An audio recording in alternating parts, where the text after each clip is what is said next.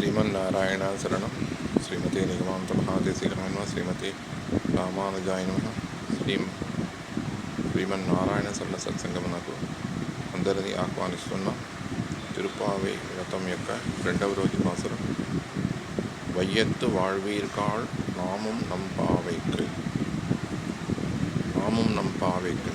మన ఈ తిరుపావై వ్రతమునకు వైయత్తు வாழ்வீர்கள். వైయత్తు வாழ்வீர்கள் అంటే ఈ భూమి మీద ఉన్న మన అందరికీ, భూమి మీద ఉన్న మన మానవులకు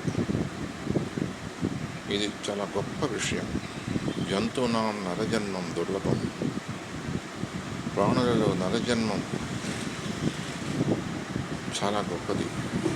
ఎందుకంటే దేవతలు స్వర్గంలో సంతోషంగా ఉంటారు, నరకంలో పాపం చేసిన వాళ్ళు బాధపడుతుంటారు. వీళ్ళందరికీ శరణం చెప్పి మోక్షం పొందే ఉపాయం వాళ్లకు లేదు. అందువలనే వాళ్ళు మోక్షం పోయే వాళ్ళకి ఎప్పుడూ అడ్డంగా నిలబడతారు. ఆ విధంగా మనకు చాలా చాలా ప్రయోజనమైన జన్మ పొందిన మనల్ని ఆండాడు వైయత్తు வாழ்வீர்கள். రండి మానవులారా, అందరూ రండి. మానవులారా అంటే స్నేహికులారా అని పిలుస్తున్నది.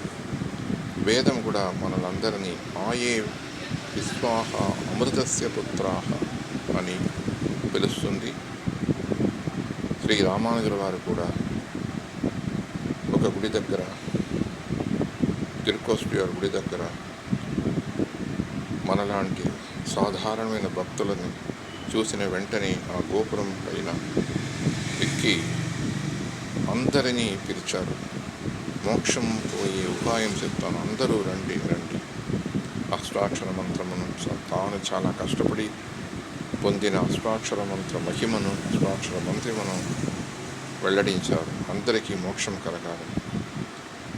గురు నిందించినప్పుడు, నీకు నరకం వస్తుంది అని నిందించినప్పుడు కూడా, ఇంతమంది స్వర్గము పోయేటప్పుడు, మోక్షం పోయేటప్పుడు నాకు నరకం వచ్చినా పర్వాలేదు అని వినయముగా చెప్పి గురువు వల్ల ప్రశంసించబడిన శ్రీ రామానుజుల్లాగా శ్రీ ఆండాళ్ మనల్ని ఆయే విశ్వాహ అమృతస్య పుత్రాహ వైయత్తు வாழ்வீர்கள் అని మనల్ని పిలుస్తున్నది.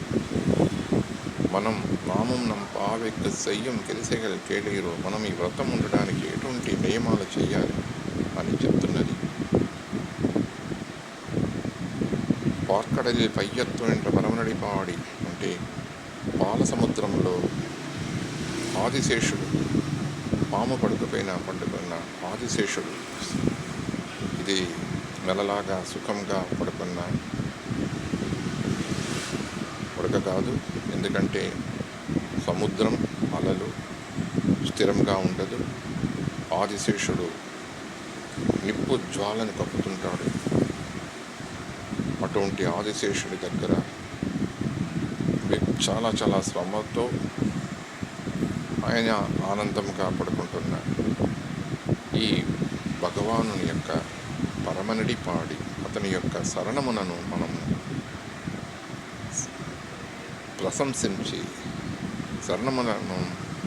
శరణం పట్టుకొని నెయ్యున్నోం పాలున్నోం నాట్కాలే నీరాడి, నెయ్యి పాలు ఇటువంటివి మనము విడాలి. ఎందుకంటే మన నాలుకకు ఆ రుచి యొక్క ప్రాధాన్యత తొలగాలి. శుభోదయములో మనము స్నానం చేయాలి. కంటికి మై పెట్టుకోకూడదు. అదేమిటి మనకు అడగకూడదు. మనమందరము స్త్రీలమే, భగవాన్ ఒక్కడే పురుషుడు. కంటికి మై అంటే కంటికి నల్లదనం అంటే మన కంటిలో మంచివే చూడాలి, మన కంటికి చెడ్డవి చూడకూడదు అనేదే ఈ అభిప్రాయం. ఇప్పుడు తలకు కూడా నలుపు మారుతున్నారు, డై వాడుతున్నారు. అది కూడా వెలగాలి. ఇది నా యొక్క అభిప్రాయం. మలరిట్టు నా ముడియం, మలరిట్టు నా ముడియం. మలరిట్టు అంటే పుష్పాల్ని, పుష్పం అంటే దేవునికి ఒక్కడికే పుష్పం, మనం పుష్పం పెట్టుకోవడం కాదు. తిరుపతిలో, తిరుమలలో, వెంకటేశ్వర శ్రీ బాలాజీకి మట్టుకే పుష్పాలంకారం. అక్కడ మనం పూలు పెట్టుకోకూడదు. వ్రతం ఉన్నప్పుడు మనము కూడా ఇలా ప్రవర్తించాలి. పుష్పం అంటే మనకు పుష్పం కాదు, మనమే పుష్పం, మనమే భగవానుడికి పుష్పంగా పోవాలి. ఇదే భగవాను యొక్క అర్థము. మలరిట్టు నా ముడియం చెయ్యాదన చెయ్యం అంటే ఏవేవి చేయకూడదో వాటిని మనం కష్టపడినా చేస్తాం. ఏవేవి చెయ్యాలనో వాటిని మనం సులభంగా విడుదాం. అలా కాకుండా ఇవేవి చెయ్యకూడదు అంటే అటువంటి విషయాల్ని చేయకుండా ఉండాలి.